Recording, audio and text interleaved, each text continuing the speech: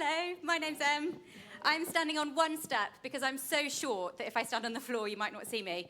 But if I stand on the second step, I might get in the water again, and I don't really want to do that.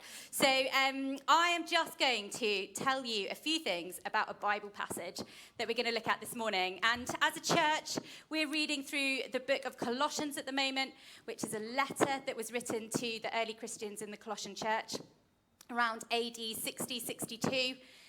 To a group of Christians that lived in this place called Colossae. And the guy who wrote it's called Paul. And he wrote it because there were these false teachers who'd been spreading a bunch of rumors and lies about what it meant to be saved, what it meant to be a Christian. And the Christians there were getting all mixed up and a bit confused about did they need magic or spells to get close to God, or did they need some secret initiation rite, or what was going on? And so they were getting confused. So Paul just wrote this letter because he wanted to set a few things straight. And so we're going to be reading from the first part of this letter, which is in chapter 1 in Colossians, starting at verse 15. It will be on the screen. The Son, Jesus, is the image of the invisible God, the firstborn over all creation. For in him, in Jesus, all things were created, things in heaven and on earth, visible and invisible, whether thrones or powers or rulers or authorities, all things have been created through him and for him. He is before all things, and in him all things hold together. And he is the head of the body, the church. He is the beginning and the firstborn from among the dead, so that in everything he might have the supremacy. For God was pleased to have all his fullness dwell in him, and through him to reconcile to himself all things, whether things on earth or things in heaven, by making peace through his blood shed on the cross. Once you were alienated from God and were enemies in your minds because of your evil behavior. But now he has reconciled you by Christ's physical body through death to present you holy in his sight, without blemish and free from accusation.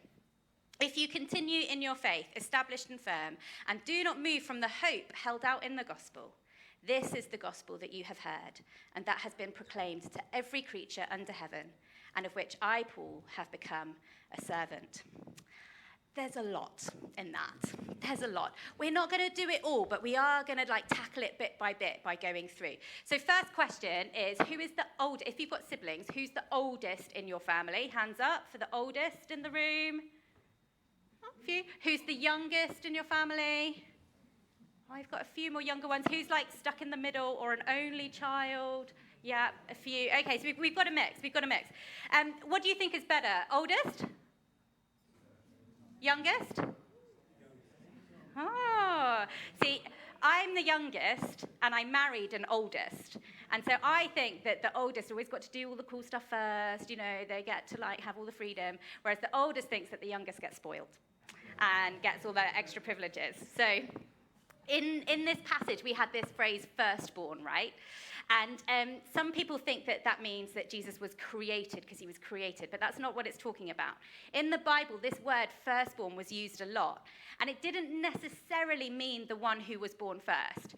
So earlier, James mentioned King David, who was the David and Goliath David. He was called in the Old Testament God's firstborn, but he was actually the youngest brother. So it doesn't necessarily mean the one firstborn. It actually means you had the highest rank and value. So straight away, this is what Paul is saying to the Colossians. He's saying three things just in that phrase alone. He's saying, don't listen to people who say that Jesus is just a nice guy or a good teacher. Jesus is supreme. He's the firstborn, the best. He has the highest rank and rule over everything. Not just some things, he's saying, not just the universe that we can see, but everything, including invisible forces, authorities, and powers. Secondly, he's saying that Jesus, as the firstborn, has the right of inheritance. So in biblical times, if I was the firstborn, then all of the family inheritance would belong to me. I'd get the land, I'd get the stuff, I'd get all the goods, and that would be great if I was the firstborn. Alas, I am not.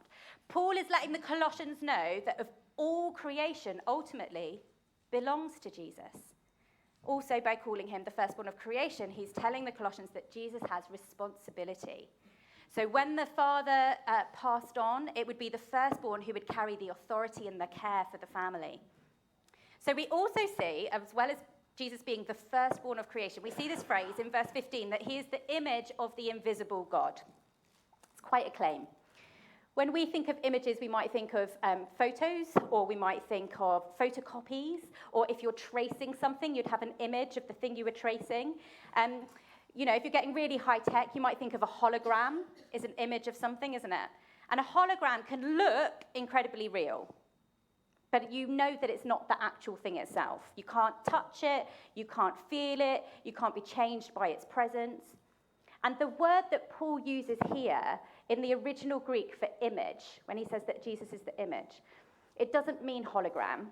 It's not a version of the real thing. He's not saying that Jesus looks a little bit like God. The word means exact representation. It means embodiment. So Paul is saying to the Colossians, you want to know God? Then look at Jesus, because Jesus isn't a projection of God. He is God embodied, present, touchable, knowable. So if I want to know what God is like, how he treats people, what he'd say to people who are mean, how he responds to those who are weak, how he confronts injustice, how he loves sinners, I don't have to guess. You don't have to guess. If you want to know what God is like, we've been shown. Jesus and God are one and the same. God put on a body and walked into the room in Jesus. If you want to know what God is like, investigate Jesus. Jesus, the one who is in charge over all creation, the one whom the whole earth belongs to, the one who has power and authority and responsibility over it all, he is God. Now, who likes Lego? One person. Great. Who likes Lego? No, this is where you all have to like Lego. Who likes Lego? Oh my gosh, me too. That's so nice that you said. I love that. I have got 6 Lego bricks here. They're the classic standard ones. They've got 8 bumps on them. I've got 6, okay? If you open up a box of Lego and you tip out all the pieces, and you do not have the box with the picture on, and you do not have the instructions, it would be quite a chaotic mess, right? There would be bits everywhere. You would have no obvious order, no clear direction. If you have been to Legoland or a Lego factory and you know the answer to the question I'm about to ask, you are not allowed to shout it out because you will spoil the fun for everybody else, okay? That's my disclaimer. But with these 6 pieces of Lego, with 8 bumps on each one, how many different combinations of putting them together do you think there are? How many different ways? I didn't go in my water, that was good. How many, let's have some shouting out, audience participation. 6 million? 1 million? 3,000? Did someone say 1 billion? Yeah, why not? Why not, I say, yeah. Any other takers for just these 6 pieces? I mean, there's 3 in my hand now, 3 on the floor, so. 5 million? They'll tell you the answer. You guys are getting it. It is 915,103,765 different possible combinations. Can I show them? No. Over 915 million ways. How insane is that? Just 6 pieces. Such wildly different outcomes. That's why the picture on the box matters. That's why the instructions matter. Because if you try and do a 1,000-piece Lego set with no picture and no instruction, and no one's told you what it's supposed to look like, you are probably not going to get it right, are you? I don't know about you, but I sometimes feel like life feels like I've got a bunch of Lego pieces. You know, you've got the same pieces as everyone else. You've got your gifts and your family and your choices and your work and school and time and your health and your money and your sport and all the different things that you're doing. And sometimes it's just like there's so many different possible combinations for how you can approach it all. And it can be a bit overwhelming. There's so many pressures, so many distractions, so many possibilities. Which course to pick at school, which person to date. It's a big one, guys. You know, pick carefully. Where to bank, which course of treatment to pursue, what strategy to take with your business, how to parent, when to retire, how to have that hard conversation. So many questions, so much going on all the time. And in verses 16 and 17, they speak to this overwhelming muddle of pieces of life that we experience day in, day out. This is what it says again. It says, all things have been created through him and for him. It's talking about Jesus, remember? He is before all things, and in him, in Jesus, all things hold together. Without the design, without the picture, they could go in like crazy, endless combinations. But Paul is saying Jesus is the picture. Through him, everything was made. That includes you and me. Through Jesus, everything has purpose. That includes you and me. And in Jesus, everything holds together. That includes you and me. Through Jesus, because of Jesus, by Jesus, everything finds its purpose and meaning and completion in Jesus. And Paul puts it like this in the Message version of the Bible, which is like the same Bible, but it's just slightly more modern language, although, we'll see. But this, I love this. It says, for everything, absolutely everything, above and below, visible and invisible, rank after rank after rank of angels, everything got started in him and finds its purpose in him. He was there before any of it came into existence and holds it all together right up to this moment. That is huge. Everything, visible and invisible, finds its meaning and purpose in Jesus. He is the designer. He knows how it all goes together. He is the one who knows where it all fits. He's the one holding it all together, even the messy and chaotic and confusing bits of our lives. Every year, our church has a verse of the year that they pick. And this year, it's this verse 17 in this passage. There are these postcards which have got them on, a very snazzy tactile design, which really pleases me. You are free to grab one, take it, put it on your fridge to remind it of the day as you go.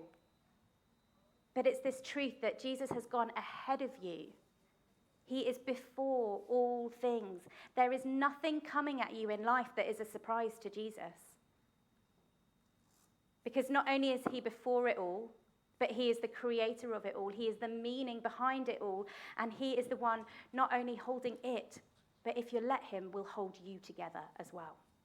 And if I'm honest, past couple of weeks of my life have felt a little bit like I have too many Lego pieces that I've been trying to juggle. I don't know if other of you can relate to that feeling. With me, typically, if I'm feeling like there's too much to deal with and hold on, one of two things will happen. Dan will attest to this. Firstly, I will list. I will be like, oh my gosh, this needs to happen, this needs to happen. Why has that not happened? The skirting board is dirty. And oh, look, there's a cobweb up there in that corner. Oh, and I need to pay this, and I need to do the other, and I need to see this person, and I need to finish that, and I've got to do this. And Dan's like, you are listing. And that is usually a sign I need to go to bed. The other thing that might happen is I might cry because I have emotions that live very close to the surface most of the time. So that, public announcement, if I am ever crying, it's probably not you. I'm probably just feeling like there's too many bits of Lego in my life. But I just, it all feels too much. It's too much sometimes. I just can't hold it all together. Life is hard, it's busy, it's full on. But this letter to the Colossians doesn't say, oh, don't drop the pieces, try harder to assemble your life. It says, look to Jesus. Don't try and find your answers like the Colossians in spirituality, like holograms or crystals or things that can't hold any weight. Don't try and look extra hard into really intellectual knowledge or the latest philosopher or theologian. You don't need to chase angels like the Colossians were. You don't even need experiences and feelings. You just need Jesus. Explore Jesus. Discover Jesus. Look at Jesus because it is all in him. He is the one who gives coherence. He is the one who gives purpose. He is the one who can take all the messy and jumbled pieces and hold them together to make a beautiful and meaningful and purpose-filled life. In 2018, the world collectively held its breath. Maybe you have watched the documentary or you've read the book. It's on the curriculum in New Zealand, fun fact. But 12 boys and their football coach were trapped in a flooded cave system in Thailand. I don't know if you remember when it happened. They had gone exploring after their practice, thinking that they would be home for dinner, but heavy rains flooded the tunnels and it cut them off from the entrance. When the rescuers finally reached them, it was 18 days later, 18 days and 2.5 miles into the darkness. But finding the boys was only the beginning of the rescue. Getting them out was another story. Further flooding made the cave more dangerous, and there was no way the boys could swim to safety on their own. The tunnels were too narrow, they were twisting, in places they were completely submerged. Not all of the boys could swim, and even the strongest would probably struggle. So one moment of panic underwater would probably mean they wouldn't make it out alive. So the rescuers made a radical decision.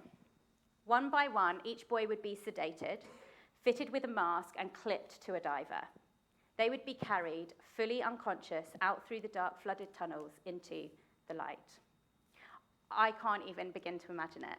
How scary and confusing that would be. You're 11 years old, these boys. That's the same as Alexis today. 11 years old. And you've been in total darkness for 2 weeks. Over 2 weeks. And now somebody that you don't even know hands you a mask, clips them to yourself, gives you an injection, and then says, trust me, I'm going to take you out. You can't see. You can't reason your way out of it. You can't control what is happening. You either surrender to the situation or you stay in the cave. A couple of weeks ago, Dan talked about our need to be rescued out of darkness. He was talking about the few verses that come before our passage. And verse 13 just before says this. It says, "For he has rescued us from the dominion of darkness and brought us into the kingdom of the Son he loves, in whom we have redemption, the forgiveness of sins." It talks just before that about being brought into the kingdom of light.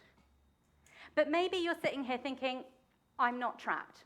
Like, you're very fun to listen to, lady, with your crazy clothes, and, you know, I can entertain you for a while, but my life is good. I'm basically okay. My life is peachy. I've made good choices. I don't need rescuing. I can relate. When I was growing up, we went to an Anglican church, and in the Anglican church, they have a lot of written out liturgies or prayers that everybody says together every week. And there's one which is called the prayer of confession, and every week we would say, "Most merciful God, we confess that we have sinned against you in thought and word and deed." And I would sit there as a child and think, I've not done anything wrong. I am a good girl. I don't swear. I don't cheat at school. I am kind to other people. I share my stuff. I do my homework on time. I haven't sinned. I'm not as bad as that person who maybe does swear, or that person who doesn't listen to their mum and dad, because I was really good at listening, wasn't I? My mum and dad are here. Yes, nod. Yeah, great. And so I was just like, you know, basically perfect. Mary Poppins, practically perfect in every way. I know, right? Thank the good Lord for humility. It seems that the next phrase had totally bypassed me, because the prayer of confession goes on to say, "To God, we have not loved you with our whole heart. We have not loved our neighbours as ourselves." Because the reality is, God is holy. He is perfect.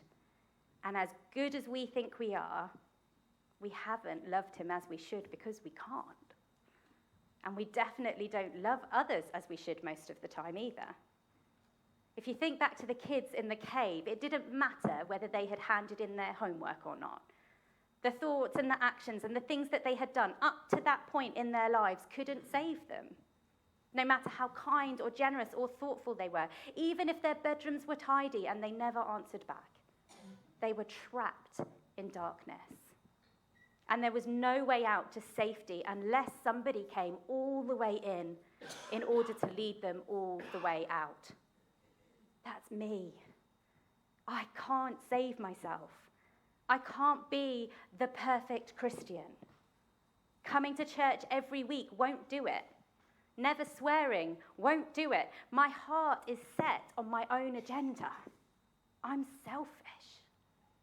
And even when I think I'm nailing it at serving God and others, then pride comes knocking at my door. This inability to love God and others perfectly, this sin, is what Paul talks about when he says in the next verse that we are alienated from God. But God doesn't want us to be alienated from him, so he did something about it. Paul says it like this: "Once you were alienated from God, far away in darkness, cut off. But now he has reconciled you by Christ's physical body through death." That is why Jesus came. He didn't wait for us to figure it out. He didn't stand on the edge of heaven and shout instructions. He came all the way down and all the way in, fully God, fully human, into our brokenness, into our mistakes, our fear, our darkness, into death itself, and he carried us out. The boys' lives depended entirely on the divers who came to them, who calmed their fear, who sedated them and carried them through the water-filled tunnels to safety. The divers knew the way to life because they'd already traveled it. Jesus came to rescue us and lead us into abundant life in the same way. He's already traveled the journey of what it means to be human. He has gone ahead of us. When he went to the depths of darkness and died on the cross, he is the firstborn from among the dead. It's that same word again, right? So that means he entered death fully, but also he rules over it.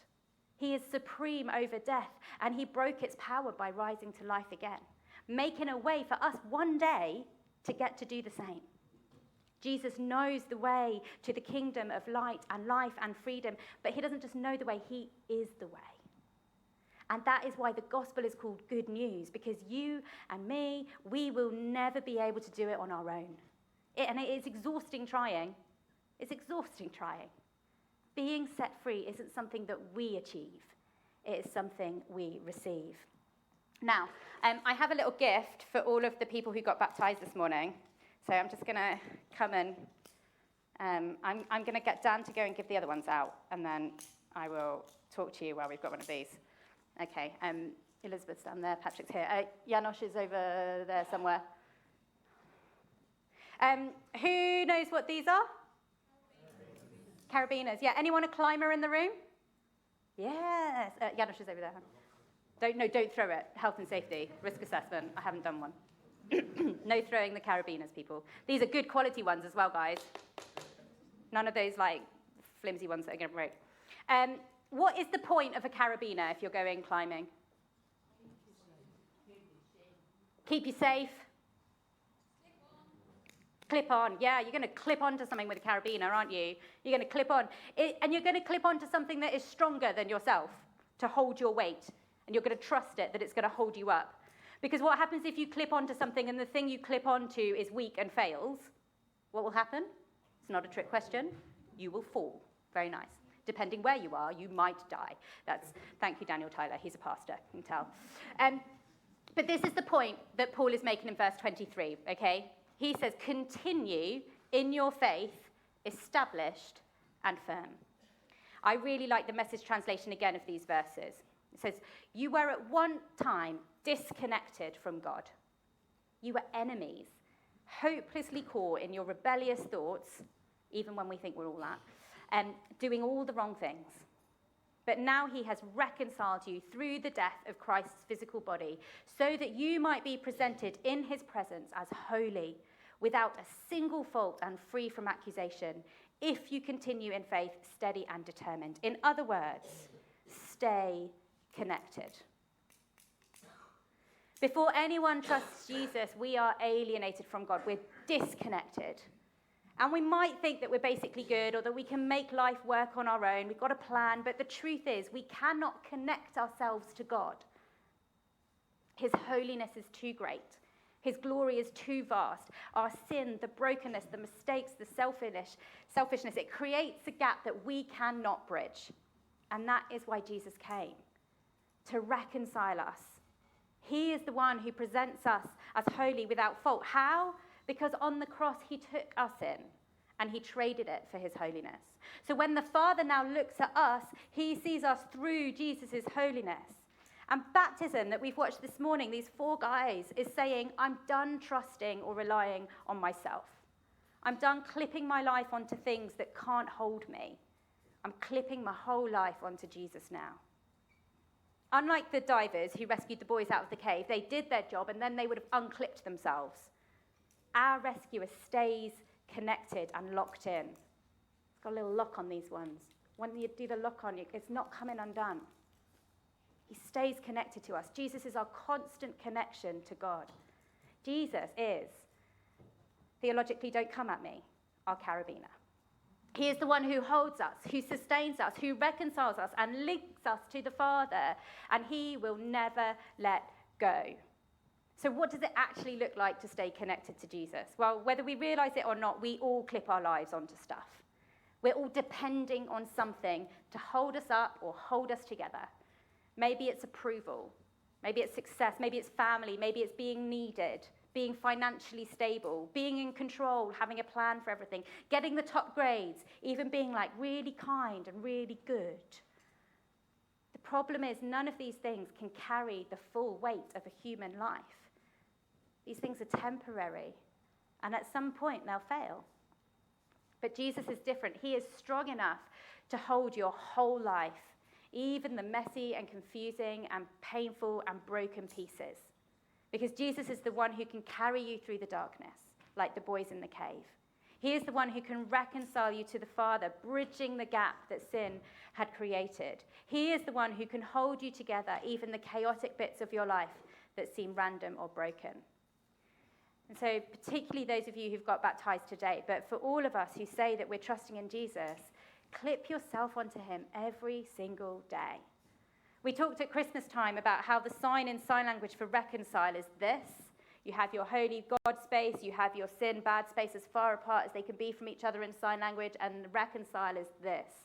Jesus is the link between us and God. The good days, the bad days, the celebrations, the challenges, he is the one, the Bible tells us, that is sustaining all things, holding the world, me, and if you let him, you together. There's nothing magic about baptism. Paul goes on to explain further in the letter in Colossians 2. He says, entering into this fullness is not something you figure out or achieve. No, you're already in, insiders.